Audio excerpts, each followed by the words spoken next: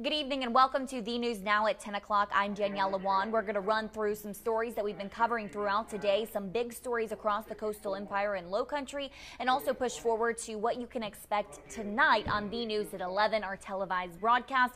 We are the CBS affiliate here in Savannah, Georgia. I know a lot of you guys tuning in right now as far as the headline on this digital newscast, and we are following some of that news out of Wayne County after a woman was struck and killed by a car around 1 early this morning. 25-year-old Jessica Sneeds was taken to the hospital where she later died. Authorities identified the driver as 30-year-old Cody Chisholm. Now, according to the Wayne County Sheriff's Office, Georgia State Patrol is investigating that fatality. But if you know anything about this incident, they're asking you to call the Sheriff's Office immediately. And as soon as we get more details on that fatality, we'll be sure to pass those along to you. A weekend shooting in Screven County leaves a husband dead, a wife in jail, and their son wounded and hospitalized. Bureau Chief Dal Kennedy talked today with investigators trying to sort out those details and see if there was a reason. Take a listen. Screven County Sheriff tells me they first got notice of this bizarre case with an emergency phone call from one of the victims. It happened around 7:30 Friday night here on Pine Needle Circle near Newington. The family's teenage son ran out of the house with gunshot wounds and called 911 on his cell phone. Deputies came and found him. They found the father, Brian Seaman, dead with several gunshot wounds. They took Jennifer Seaman into custody. Investigators consider this a case of domestic violence, but have not yet determined a motive. GBI in our office is working diligently to try to find the real, complete reason, which if it comes up, we'll never know. Seaman remains in the Screven County Jail. And of course, we'll continue to follow this case and let you know how it develops. In Screven County, Dal Kennedy, WTOC News. And switching gears now, I hope all of you had a wonderful Veterans Day. The city of Savannah honoring those who served in our nation's military with the annual Veterans Day Parade today. Local organizations, veteran groups, active military members, and more marched through the streets. WTOC's Harley Strickland has a look at that parade. Well, tons of people lined the streets in downtown Savannah this morning for that Veterans Day Parade. Some people say they come to the parade every year. Others I spoke to say this is their first time. First time for the Veterans Parade here. The Humphreys came to Savannah to enjoy the parade for the first time and to visit the city. It's a special time for Dad, Mike, who is a veteran. He's come to watch the parade with his twin sons who followed in their father's footsteps and served in the Marine Corps. I'm enjoying it. I can't say it any better. I'm just proud of them. They say this trip has been one for the books, and they are thankful all veterans are honored in such a way. It's great that they're supporting the veterans out here. They've got a lot of people that serve, and this is a payback for those of us who've sacrificed our time to the service of our country. His brother Chris agrees and adds it's also a time to reflect on the past with their fellow veterans. I like the fact that it's for us to get together, meet other veterans that have served, and the community really rallies behind the fact that you did serve and protect the country. Savannah has hosted the Veterans Day Parade for many years. City officials say it's just a small way we can say thank you to the men and women who have served. We appreciate all the military guys, and we really appreciate their families. A lot of times they're not recognized, but it's important that we do. At this time, those that go have people that are here behind, taking care of the kids, taking care of mom, dad, whatever it is. If you'd like to rewatch the parade, you can go to our website, WTOC.com. In Savannah, Harley Strickland, WTOC News.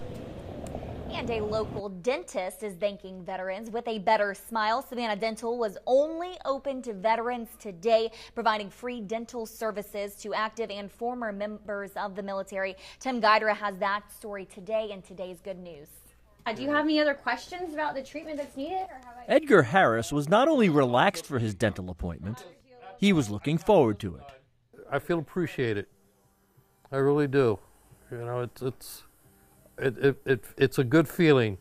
Harris was among dozens of patients getting dental work done for free today as Savannah Dental opened its doors to veterans on Veterans Day for their first Veterans Day give back. Free cleanings, x-rays, and more for active and former members of the military.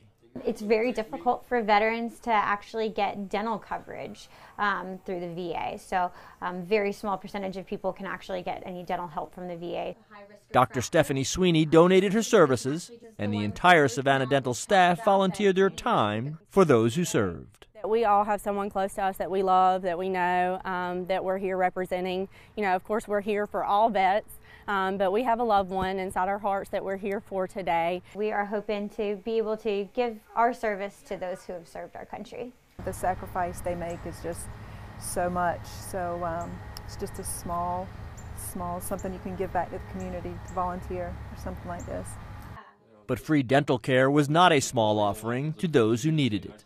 Most people give you a meal and send you on your way, or tell you to go downtown and parade, but this is something that's for your health. This is good. With today's good news, Tim Guidera, WTOC News. We're going to have to take that one out. Savannah Dental was able to provide services to about 50 veterans in the area today. That is incredible. I do want to jump in right now. A lot of you folks asking what happened when we kicked off this digital newscast tonight, and that is some news that we're following out of Wayne County after a woman was struck and killed by a car around 1 this morning. That was 25-year-old Jessica Sneed. She was taken to the hospital where she later died. Authorities identified the driver as 30-year-old Cody Chisholm.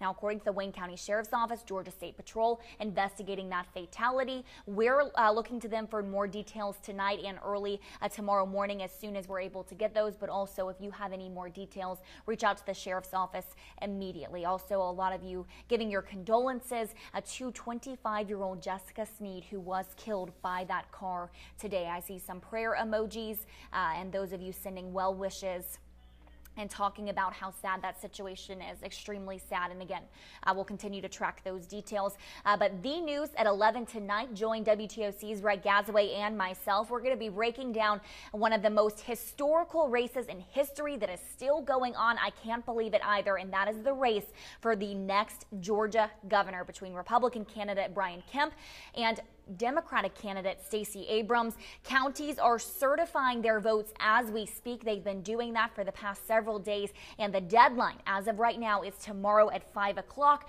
Most of you know, and we've been reporting all day, that the Democratic Party of Georgia filed 2 lawsuits yesterday asking for an extension to that deadline, another 24 hours to be Wednesday at 5 o'clock. A lot of details, guys. We've been bringing you updates from this race from the beginning. Absentee ballots, provisional ballots, lawsuits. I know that it can get very confusing, so be sure to tune in at 11 for that update as we really break it down and let you know where it stands today. But for now, I hope all of you have a great night, and we'll see you at 11.